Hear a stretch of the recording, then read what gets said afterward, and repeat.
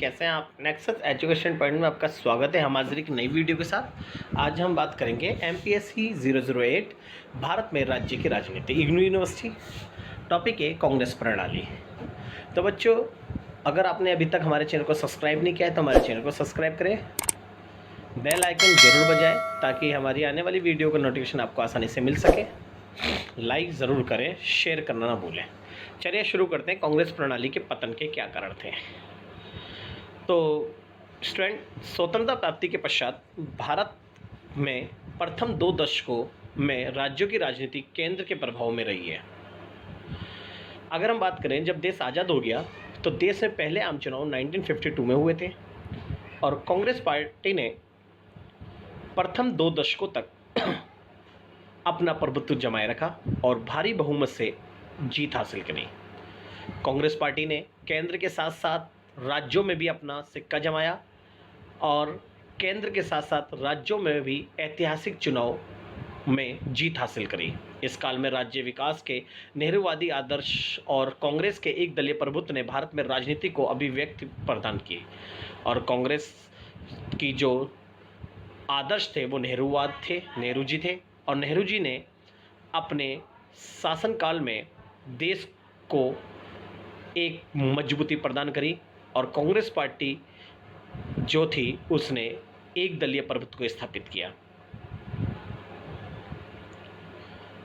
भारतीय राजनीति व्यवस्था में केंद्र सरकार की स्थिति काफ़ी प्रभावशाली थी और राज्यों की राजनीति को द्वितीय स्थान प्राप्त था। केंद्र सरकार प्रथम स्तर पर थी जबकि द्वितीय स्तर पर राज्य की राजनीति को रखा गया। केंद्र सरकार के दिशा निर्देश के अनुसार राज्यों की सरकारों ने अनेक कदम उठाए और राज्य सरकार, जितनी भी राज्य सरकारें बनी वो सभी केंद्र सरकार के निर्देशों का अनुपालन कर विभिन्न कदम उठाए जिससे राष्ट्र निर्माण को बल प्राप्त हुआ, जैसे भूमि सुधार और सामुदायिक विकास कार्यक्रम। केंद्र के साथ ही कई राज्य में भी कांग्रेस की सत्ता अस्तित्व में थी। इस तरह से कांग्रेस पार्टी ने अपना प्रभुत्व जमाया। कांग्रेस पार्टी के पतन का सबसे बड़ा कारण अब बात करेंगे कांग्रेस प्रणाली या प्रबल दल प्रणाली के पतन के कारण। पहला है चौथे आम चुनाव। कांग्रेस ने पंडित नेहरू जैसे महान व्यक्तियों के बिना ही लड़े। भारत पाकिस्तान युद्ध ने शास्त्री जी के रूप में राष्ट्रीय कांग्रेस और राष्ट्र को प्रभावशाली व्यक्तित्व प्रदान किया। वास्तव में अगर देखा जाए तो प्रारंभिक 3 चुनाव नेहरू जी के नेतृत्व में लड़े गए थे जिसमें कांग्रेस ने भारी बहुमत मारा, लेकिन जब उनकी 1964 में मृत्यु हो गई तो बाकी के जो चुनाव थे यानी चौथा आम चुनाव नेहरू जी के अभाव में लड़ा और नेहरू जी की मृत्यु के बाद देश में 18 महीने तक शास्त्री जी को प्रधानमंत्री बनाया गया और उन्होंने भारत को एक मजबूती प्रदान करी, किंतु वे अधिक समय तक नहीं रहे। जनवरी 1966 में श्रीमती गांधी जी ने प्रधानमंत्री पद ग्रहण किया क्योंकि 1966 में शास्त्री जी की मृत्यु के बाद हमने गुलजारीलाल नंदा को कार्यवाहक प्रधानमंत्री बनाया। उसके बाद श्रीमती गांधी जी को पद ग्रहण कराया, यानी कांग्रेस पार्टी की भागदौड़ 1966 में श्रीमती गांधी जी ने संभाली, किंतु उनका व्यक्तित्व नेहरू जी की तुलना में गौण था, इसलिए कांग्रेस पार्टी जो थी वो हल्के हल्के उसकी लोकप्रियता गिरती चली गई। अब नेक्स्ट है 1962 में चीन द्वारा भारत पर आक्रमण और भारत की पराजय ने जनता की नज़रों में कांग्रेसी शासन को असफल सिद्ध कर दिया। साथ ही कांग्रेस 1966 तक चीन से भारतीय प्रदेश मुक्त ना करा सकी, जिस पर चीन ने 1962 की लड़ाई में कब्जा कर लिया और कांग्रेस की जो लोकप्रियता थी वो दिनों पर दिन घटती चली गई। यानी 1962 जो भारत और चीन युद्ध था उस युद्ध ने भी कांग्रेस की जो लोकप्रियता है उसे कम कर दिया, जो उसके पतन का कारण बना। नेक्स्ट है 1967 के पूर्व की दुर्बल आर्थिक स्थिति भी कांग्रेस की असफलता में महत्वपूर्ण कारक सिद्ध हुई। 1967 से पूर्व अगर बात करें, कांग्रेस भारत में आर्थिक स्थिति काफ़ी गिरती जा रही थी।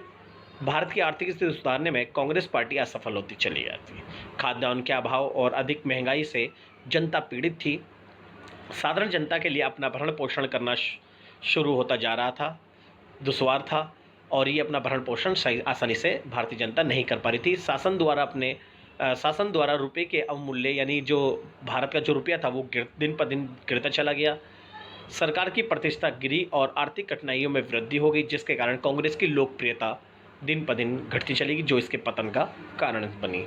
नेक्स्ट है, कांग्रेस के पतन पर विरोधी दलों द्वारा संचालित कुछ आंदोलनों का भी चुनाव परिणामों पर व्यापक प्रभाव पड़ा, क्योंकि कांग्रेस के पतन का सबसे बड़ा कारण था विरोधी दलों का उदय।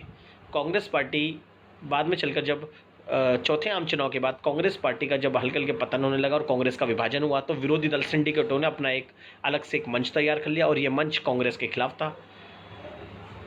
और इन विरोधी दलों के मंच ने कांग्रेस पार्टी की स्थिति पर प्रभाव डाला। जैसे यूपी में कर्मचारियों की महंगाई भत्ता बढ़ाया, आंदोलन ने कांग्रेस को क्षति पहुंचाई, तो गोवध विरोधी आंदोलन ने जनसंघ को लाभ पहुंचाया, जिससे कांग्रेस पार्टी हारी और इसकी लोकप्रियता घटी।